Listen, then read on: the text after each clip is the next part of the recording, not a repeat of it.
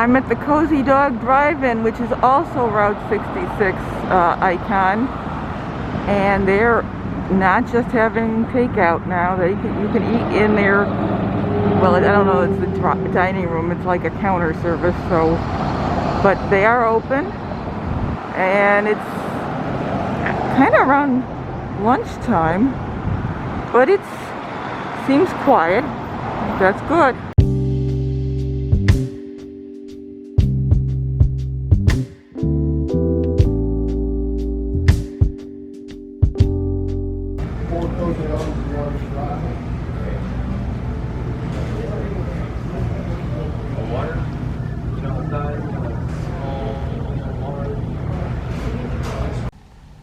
I brought the Cozy Dog order out to the car, and so you guys can see what it looks like here,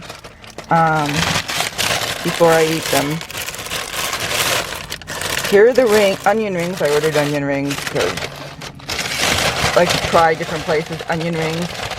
And I got a couple Cozy Dogs. Here is one of them. That's a Cozy Dog. So, it's a corn dog. But it's an icon of Route 66 to go to the Cozy Dog Drive-In.